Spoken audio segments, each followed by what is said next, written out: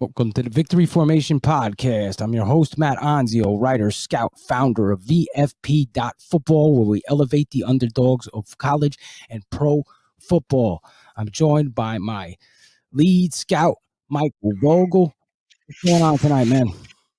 How you doing, buddy? Just got out of football practice and ran home so we could throw this podcast together, bud. Running home, that seems to be the thing tonight to do. So, I'm glad to be able to do it. We have a phenomenal DB, man. I was checking out the film on the Tropical Bowl, and man, this young man just stood out to me. He's a free safety, defensive back out of Canada, Sherbrooke University, or University of Sherbrooke, however they say it up there in Canada. Just an excellent player, and he's an NFL and a CFL prospect. I think he's got a bright future ahead of him, man. Really good footwork. Excellent player. Looked good both in practice and in the game. Let me just pull him up here. We got Tommy Roadley Trohatos from Sherbrooke, Quebec. How you doing tonight, Tommy? I'm doing great. How about you guys? Hey, we're doing good, man. Thanks for coming on the Victory Formation Podcast. Thanks for having me, man. It's a pleasure to be here. Awesome, man. So, I don't know. Let's start at the beginning.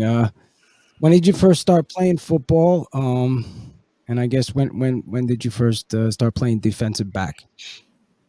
Basically started playing football when I was 10 years old, back in 2007. And you know, when you're a kid, they put usually like the kids that are new to the team at corner. So I was new. They didn't know me, so they put me at corner just in case I wasn't really good. And it turned out to be a pretty good decision. Awesome. And you know, moving up to college, what was it? You played free safety. What other positions in the secondary did you play up in Sherbrooke? Basically, I've played.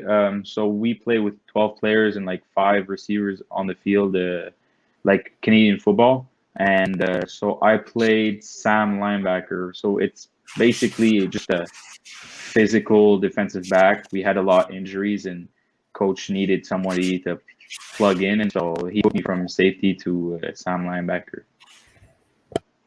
And did you play any special teams? Yeah, played pretty much all special teams. It's a big part of the game as it's a 3-down football. So, like, really 1/3 of the game is played on special teams. Awesome, man. Mike? Yeah, so this is an interesting interview for me today because I have a lot of interest in the CFL.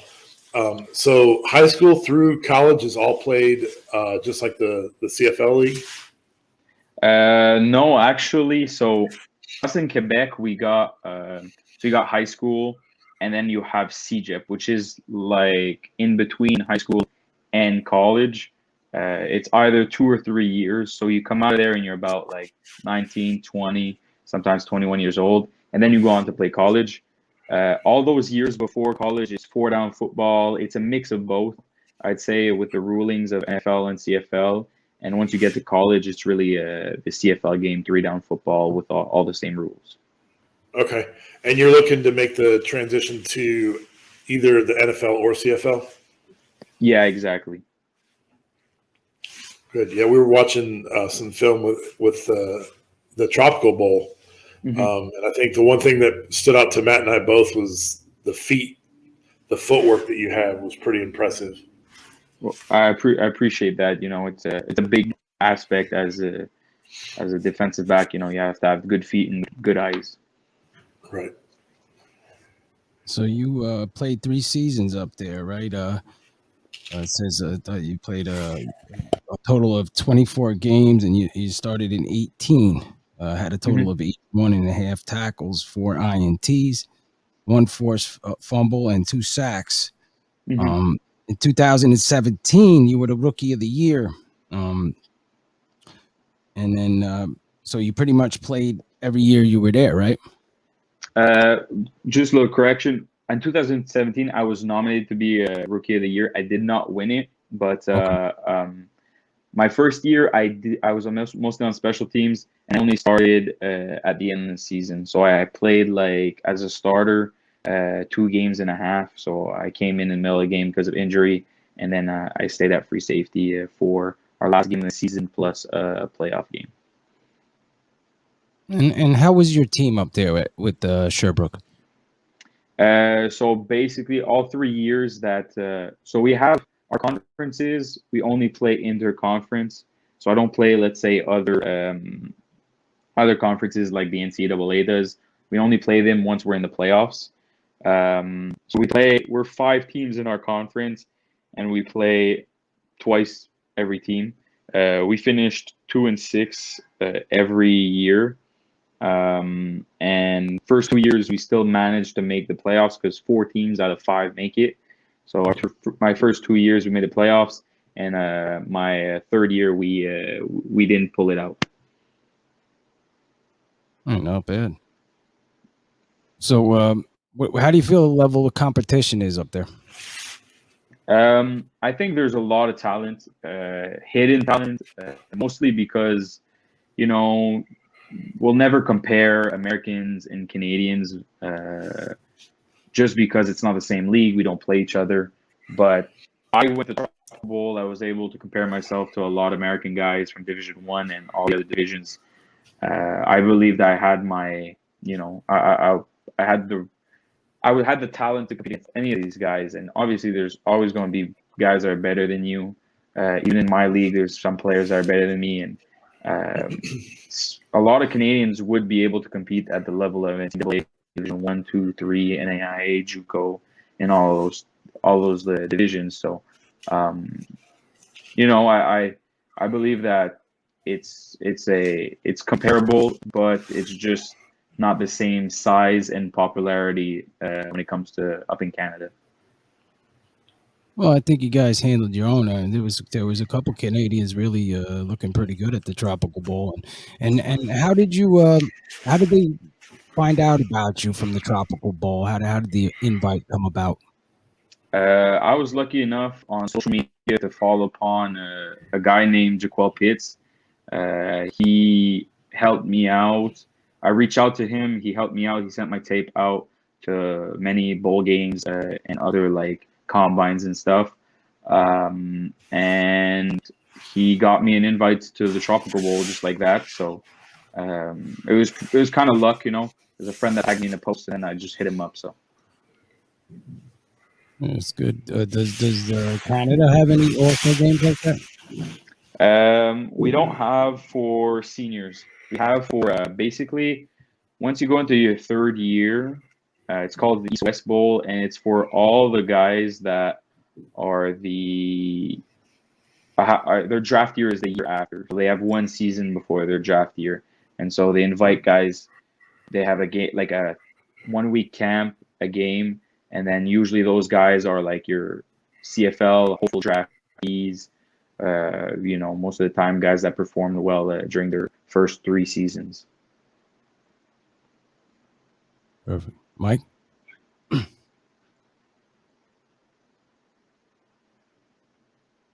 You there, Mike? I don't know if we lost him. All right, so you got your pro day coming up on April 1st. How are you preparing for that? So basically, right now, I decided to come down to Ohio. I'm training with Athletes in Action. They have like amazing coaches right now. I'm training with Coach Sky Simmons and Coach Jeff Friday. Jeff was in the NFL for like 21 years, won a Super Bowl with the 2000 Ravens. So I have like 2 days I wake up, go to workout, like speed workout, and then I come back later in the afternoon. I have my lift, and this week we're starting more of the position drills with David Folsner, if I remember his name correctly. Played with the Bengals for a couple of years, 3-time Pro Bowler, two-time All-Pro. So I'm really well surrounded right now. Is there any guys from American NFL that you watch film on?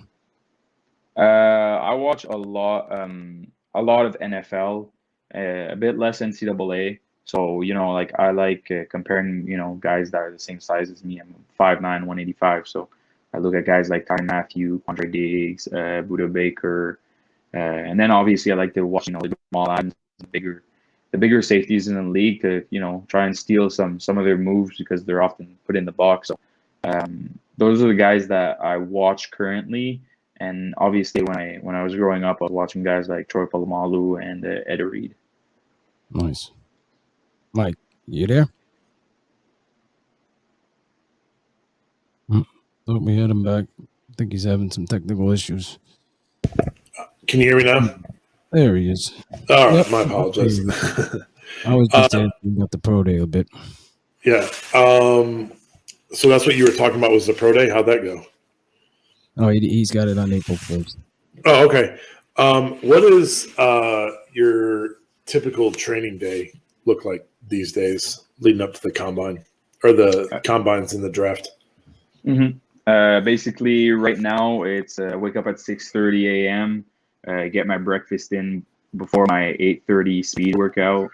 That lasts about, an hour and 25 minutes. After that, I go back to my dorm, have my lunch, relax a bit. I get because I'm still in school, so I get some schoolwork done and try to advance other things, look at some tape. Then I go on from 2 to 3:30-ish. I have my lift, so I get that in. And like I said, the mat that we're going to start some position drills. So on Tuesdays and Thursdays, I'll have some, more of a footing and preparing for the combine stuff that they do with all the ball drills and stuff like that. And what's your film study like? Well, it depends, like if I want to film study really about my because basically I'm still eligible to come back one last year in college if anything goes wrong. Hopefully it doesn't and I play pro, but I like watching, like some tape on whoever, try to find some tendencies, look at players and how they play. Right now, I'm not studying opponents. I'd be studying like more guys that I model myself after. Like like I said, Tyrann Mathieu. He's a great player, ball hawk. He knows what he's doing, and I try to really have that imprinted in my mind. So once I hit the field, I've seen these scenarios so many times that I could copy what they do on the field as professionals. Right. Is there anybody in the CFL that you've had in your game after? In the CFL right now, not really. Previously, with the Montreal Alouettes, he's one of my idols. I grew up watching him. It was Chip Cox. He didn't play really safety. He was more of a Sam linebacker, but again, he was about 5'10", 185 pounds, all speed, tackling machine. He lasted about 12, 13 years in the league. And, he wasn't the best athlete on the field, but I knew it showed that he knew the game and he knew his opponents. So, he's really a model in the CFL that I look at. Awesome. And you seem pretty quick, man. Have you played any? Did you do any track and field? No, I never. It's not very popular up where I live, so never really did track and field. To be honest, I'm not a 40 guy. Like I've never tested well, and that's why I'm here, man. I'm getting some top-notch coaching, and we've seen like just by correcting some small mistakes and getting used to like the steps. My 40, my first, like we're working on the 10-yard split right now, and my first 10 has already dropped significantly and showed like that I could run a good 40 if I do my technique correctly and just put in the work. I mean, if I was guessing, I would say you were in the 4.4 ranges. I'm I think I'm still far that, but hopefully I could get down there for my pro day. I'm aiming in the 4.5s, and better. So we'll see. We'll see April 1st. And I was watching in the game, the Tropical Bowl. I forget who it was, but there was somebody tough running around down the sideline there, and some guys had trouble tackling them, and you came up and tackled them to where if you didn't tackle him, the guy might have broke out for a much bigger game, or maybe even a touchdown. Where do you attribute your toughness to and your ability to tackle like that? I'd say, when I was young, I was really coached, to tackle well or be aggressive when tackling. I've always been undersized, so it's a chip on my shoulder that, guys will look over me and say, okay, he's small, like he's probably finesse and all that stuff. I like being gritty. I like playing in the box. I even think that in the NFL I could translate as a good nickel or strong safety, depending on certain types of schemes. It's just willingness to tackle, put your nose in there and get dirty. Yeah, I see that. Definitely. Maybe a nickel. I could see you as a gunner or definitely a special teams pro. Yeah. Definitely, I could see that translating. Mike? I was just talking about the CFL draft. Last year I took a class of sports management worldwide and had Russ Land, who is a huge CFL scout. He's the U.S. scout for Canada, I think, and he's with the Montreal Alouettes. And so he's kind of the reason that I am here with Matt today, because it was shortly after that class.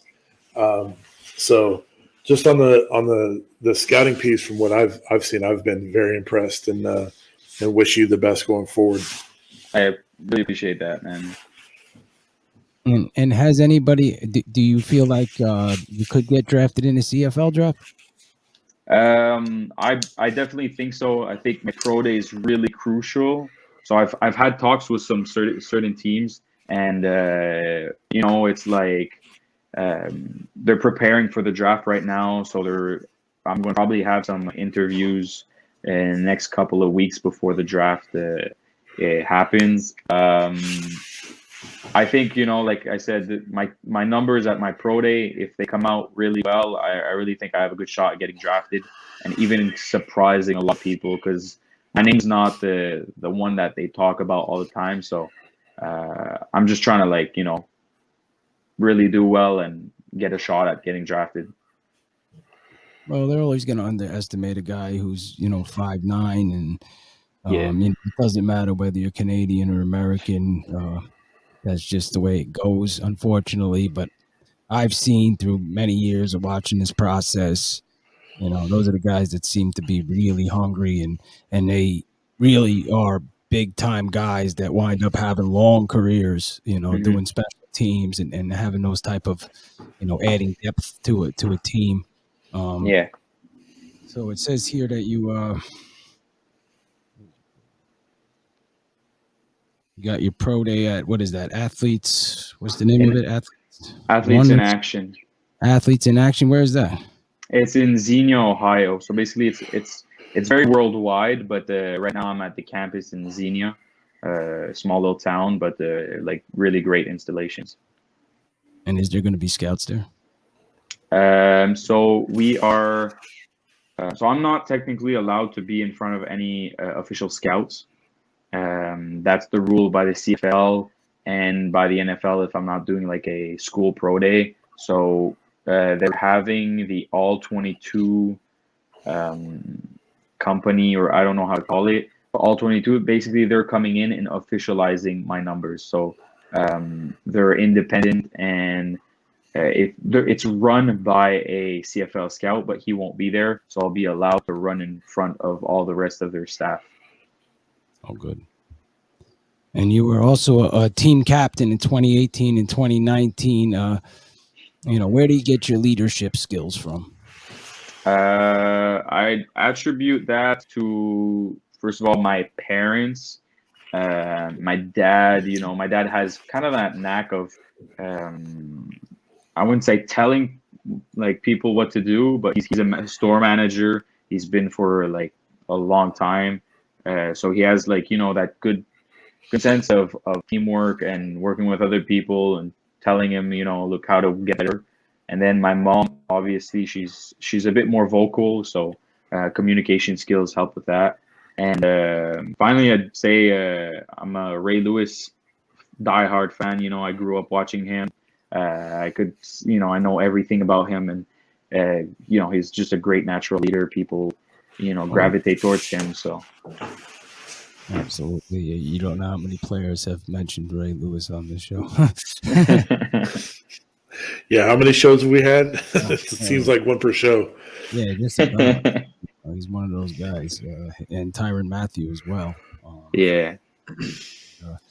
I guess I'd like to give you an opportunity to tell any GMs or scouts, coaches, anybody that's listening to this, what exactly, why they should bring Tommy Roadley Trohatos into their organization and why he's a good fit. Well, I appreciate for the opportunity to kind of sell myself. If they take me, if they decide to sign me, they're going to have like a dedicated worker, a guy that comes in day in and day out, like consistently ready to, put in that work, whatever it is. It's physically, mentally, really studying the game. I love watching tape. I love learning, new techniques. Everything about football is intriguing for me. So if it's on the offensive side of the ball, defensive side of the ball, special teams, I'll do it, man. I love football all around. And they're going to have a playmaker. Like at the end of the day, I've proven myself every year that I'm one of the top players on each team I've been a part of, and I think I could do that at the next level. That's what I do. I play ball, I tackle people, I cause turnovers, and football is a huge part of my life. And also, they're not going to get just a great player, but a person that understands what life is about, and that won't bring any extra trouble out of the field. Good. That's what they want to hear. I'll give you a chance to plug your social media where anybody can find you. So my Instagram is Thanasis, so THANASIS _RT2. My Facebook is Tom Roadley Trohatos, so like how it's written on the podcast. And my Twitter, I think, is Tommy RT1. I'm not too sure about that, but I'm not as active on Twitter than all the other social medias. Yeah, it's starting to die. Well, we appreciate you coming on the show, man. Tommy Roadley Trohatos, Cfl Draft, NFL Draft prospect. Definitely, I'll get your film and everything hooked up. Put it all into a post with your profile so everybody can put it all together. They can see everything you got. And we wish you luck, man, this draft season. I appreciate it, man. Thanks for having me, guys, and have a great night. Absolutely. Good night. Good night.